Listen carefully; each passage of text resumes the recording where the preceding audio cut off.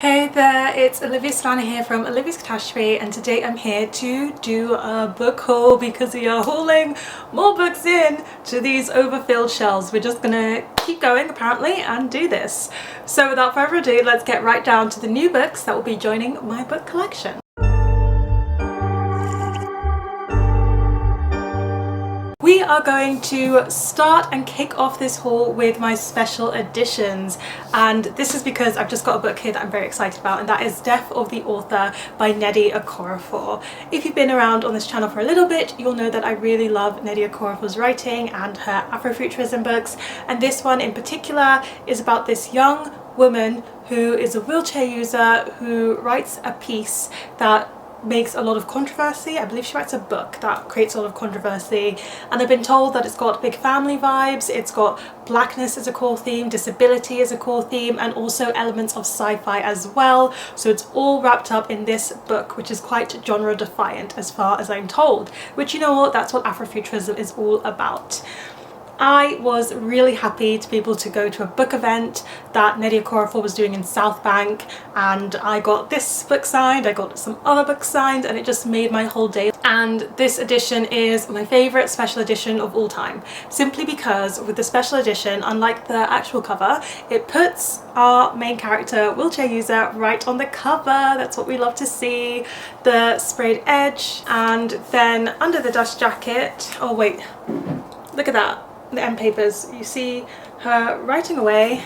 This bit here is the setting inside the novel, and the outside of the book is pretty cool because it's made to look like Rusted Robots, which is the book the main character writes. So that's really fun. I really like how they've done this special edition and this design, and I'm very excited. So what I did for my best friend who got married, her wedding present was a copy of Highly Suspicious and Unfairly Cute by Talia Hibbert, the special edition that Illumicrate has, because they did a Valentine's Day sale and my best friend got married shortly after Valentine's Day, so I managed to get it in that sale. Now, why have I also got myself a copy in that sale? Well, primarily because I want to read pretty much everything Talia Hibbert has written at some point, because she's one of my favourite romance authors, but also because me and my best friend have never ever buddy read something before. Like, never ever. I've known her for over 10 years, since I was like 11 or 12, and we've never buddy read anything together. So part of the wedding gift is that we will finally buddy read a book together at long last. We're both readers, and Highly Suspicious and Unfairly Cute is Talia Hibbert's young adult novel. That's really all I need to know. At the back it says, could you brave the wilderness with your highly suspicious and unfairly cute ex-best friend? So that sounds like it's going to be fun, and they're going to get stranded in the middle of nowhere. The edges are sprayed. They've got cute little love hearts on them, and then under the dust jacket, this is also a signed edition, which makes me very happy as a Talia Hibbert fan, but under the dust jacket you can see them on the cover there. That's really cute, love that. So I got a copy of For She Is Wrath by Emily Varga, which I actually already had, but I've passed on my copy to somebody else, to Hannah, and I have now got this beautiful sprayed edge edition in my collection, which I'm very much looking forward to reading, because this is a retelling of The Count of Monte Cristo, which I've read and really enjoyed, and so when I see that there are retellings of this story, I'm very tempted to try them myself, and so I will try this as well. I've met the author in the office and she was just lovely. I have friends. One of them is one of my colleagues at work, and she, for her book club, read I Who Have Never Known Men by Jacqueline Harpman, and this friend of mine is not really a big literary fiction reader, so she read this, she kind of passed it around the office to everybody who wanted to read it, and the last person to get it was me. And because she wasn't that big a fan of it, she was like, you can just keep it once you're done. So I was like, okay, I'm hauling it in, I'm not borrowing it, and I'm looking forward to reading this. I don't actually want to read the synopsis because I don't want to give myself away too much. People say it's one that's best to go into it not knowing too much, but what I do know is that it's a dystopian literary fiction read about these women who are kept in some kind of cage function, and it's dark and it's mysterious. I know that I'm not going into it for happy times. I was so excited when I got a copy of The Listener by Maggie Stiefvater. This is Maggie Stiefvater taking on adult fantasy for the very first time. It's a bit of a historical one as well. It's set in the past, and we are following this hotel which is set in the Appalachian Mountains, and there seems to be something about the water in this area, some magical elements threaded through the water that is being supplied to this hotel. But also at the same time it's a bit political, because there are some political figures, I believe they might be Nazis, being put into the hotel for them to do some political negotiations, and the hotel owner has no control over this. They just have to comply because it's during the war, and it's about what happens when that happens and how magic kind of gets in the way of their plans too. So it sounds very hard for me to pin down without having read it, but I'm looking forward to delving back into Maggie Stiefvater's magical lyrical writing style. And even though I'm not often a historical fiction reader, I think I will be if Maggie Stiefvater is writing the book. There were some books on sale, and so I got them. There's no rhyme or reason of why I should have bought these books. I really shouldn't have, but I couldn't resist. So I picked up copies of Emma by Jane Austen and also Sense and Sensibility by Jane Austen in the Penguin Classics paperbacks. So I collect the Penguin Classics editions. I actually own the full set of the Jane Austen Classics in clothbound, which is a different edition that I also collect from Penguin, and now I've got these two in paperback. I haven't collected all of the Jane Austens yet, but I'm slowly and surely doing so. Sense and Sensibility is my favourite Jane Austen, and then we have Emma, which is another one that's quite high on my rankings. I think I put it as number 3 or 4, round about there, but I really like Emma. I think it's a really fun one. It's a very playful one about matchmaking and the best of intentions gone wrong. My sister, my oldest sister Tamara, recently read this for the first time, so I've actually been discussing this a lot with her, which has been very good fun. Rather excitingly, Sourcebooks has launched their UK social channel, and to celebrate that and to help announce, they sent some influencers, including me, box with some of their top titles. Now there were many titles in this box. There are about 5 I think, or 6, and I'd already read one of them. I'd already read Neon Gods, and then I've got 2 here to show you, and then the rest of them weren't quite ones for me, so I've divvied them up and passed them on to friends and donated some, because sometimes that happens. First one is The Boyfriend by Freida McFadden. I've just heard so much about Freida McFadden's thrillers lately. I've seen so many people reading them on the tube, and The Boyfriend is one of the most famous ones of hers. I haven't read the synopsis, mostly because this is a thriller, and I think with thrillers sometimes the less you know going in the better, especially as I don't have any particular content warnings toward me, or like content warnings I need to check personally. So all it says on the cover is he the man of your dreams or your worst nightmare? So it's definitely going to be something fishy going on with The Boyfriend.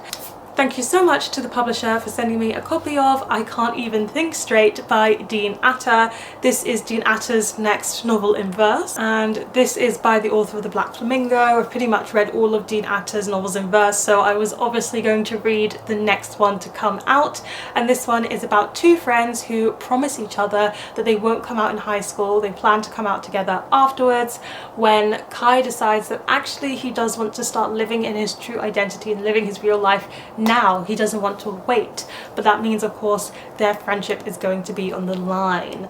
So that's what this one is about. I went bookshop hopping and to a book market, the South Bank book market that happens on the weekends, and I was being really good, not buying anything, until I saw a copy of The Price by Arthur Miller, which is an Arthur Miller play, and it was only like a couple of pounds, and I had spare change in my bag, and I thought, you know what, let me get it at this cute little book market, and so I did. Do I know anything about this play? No, I don't, but I've actually read several Arthur Miller plays. Might be my 5th Arthur Miller play that I'll be reading, and I just really like his plays. I really like how he depicts theme, I really like how he builds characterization, and so I will just read another one, merrily read more from the authors that I like. I have a really lovely and generous friend. Her name is Taylor. I call her Tay-Tay. She's brilliant, and she'll be watching this, so hey Tay-Tay. And she uses Waterstones, but Waterstones made their stamp system so you can't reap the benefits of that if you were shipping to the US. So she was like, is there anything you want shipped to the UK? And I thought that would be great, but because I'm trying to be good on my TBR challenge, I decided to get a book or select a book that is something I've already read but do not own and want to own, and that ended up being The Takedown by Lily Chu, which I've already read.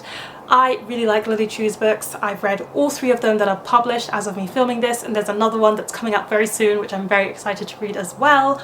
And this one feels a bit less romantic than the others because a large thread of this book is talking about toxic workplace environments, and our main character is trying to change the toxicity, especially as she works within the diversity section, the DEI culture of her company. And so it's about that, but there's also this CEO's son who she ends up dating, and that of course makes things a bit complex in terms of trying to take down the company's toxicity.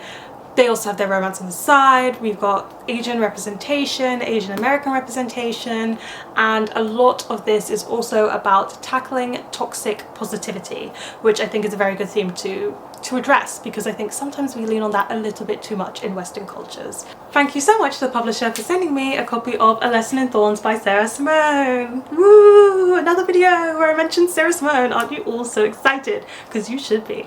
So, Sarah Simone is an author I adore, I love. She was pretty much my author of the year last year, and A Lesson in Thorns is one of her most famous series. Take over BookTube for a little bit.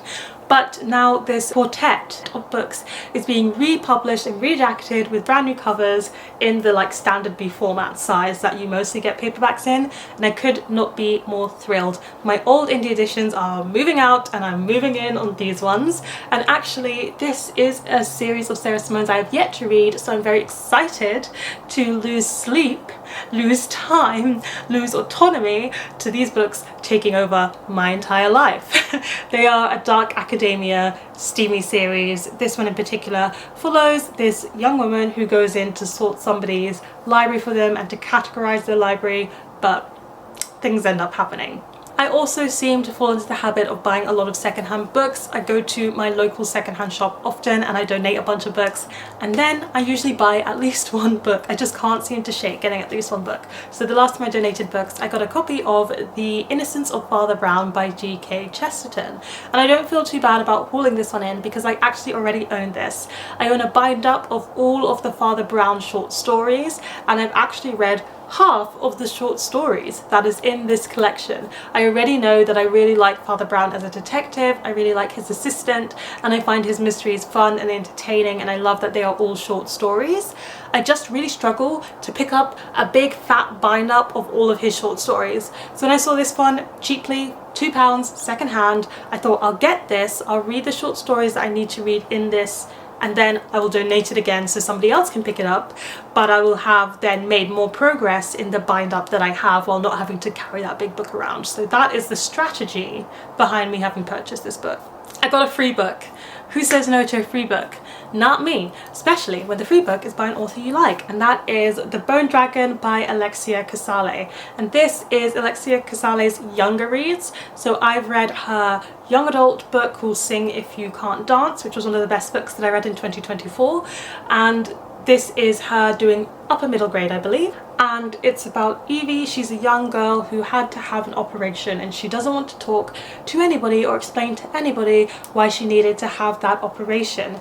Instead, she's got a tiny piece of her rib that the doctor has given her after the surgery, and she's carving that piece of rib into a dragon while she dreams, and these dragon dreams are taking on new forms.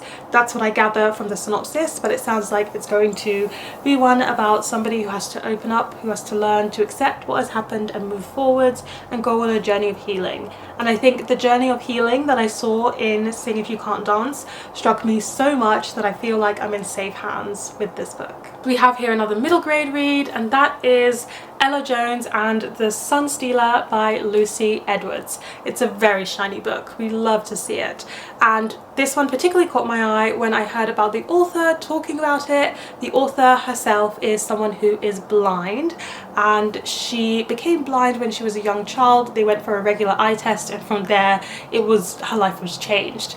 And so she's written a story about this young girl and her guide dog, and she's blind, our main character is blind, and one day the sun is stolen and everybody's in a panic trying to live in this total darkness, but she of course is used to living in total darkness, so she takes it upon herself to kind of find out who stole the sun and try and get it back while everybody else is trying to adjust how they live. and that sounds really fun and playful, but also like it's going to have great disability representation in it, especially as it's coming from an own voices author. And what I really like about this finished copy of The Sun Stealer is that the gold makes it quite a blinding book, but I don't think it's going to show on camera. No, it doesn't show. I tried, but basically there's Braille on the book, so if you are blind you can also just feel the title right there on the finished copy. I really love that. I like that touch. Okay, so we're back to the Pushkin Press event. The Obscene Madame D. This is a novella. It's by Hilda Hirst, who I believe is a Brazilian author. This one is about our main character here, and she is retreating. She's 60 years old and she retreats into her house. She retreats into a small space of that house, and there she is reflecting on her life and delving into spiritualism, but she feels very haunted by her deceased husband. And actually what this book drew towards me, or why I picked it up out of all the other books on the table that you can take from, was because it actually made me think of Monumenta by Lara Harworth, which I really enjoyed. This sense of retreating into a house, retreating into a specific setting and space, and contemplating on your grief. So it's short, but I think it might be very effective. And then last but not least, from the Pushkin Press event, I picked up Half Light by Mahesh. This comes out in September 2025, and this one is set in India in 2018, and it's following two queer men who kind of fall into a forbidden love, and that's because it's only in 2018 that India overturned its law that banned homosexuality. Homosexuality was a crime in India until 2018, and so you're following these two young men as they have their forbidden love story through the overturning of this law and the roller coaster ride that rule being overturned was. And the author on the night talked a lot about what happened politically, and it sounds like it was quite a roller coaster and an arduous journey to getting to that overturning point. So I'm looking forward to reading this. I feel like it's going to be quite emotional, but also going to inform me on a sense of, can't even say history because it's 2018, it's not history, but a sense of the present day queer experience in India and what that was like. And there you have it. Those are all of the books that I've recently pulled into my shelves that I'm very much looking forward to reading. Please let me know in the comment section down below, what is a book that you recently bought, borrowed, received, or acquired. Give this video a thumbs up if you enjoyed it, hit the subscribe button if you want to see more, and don't forget to hit that notification bell to be updated every time I have a new video. And you know what they say, onwards and upwards. Excelsior!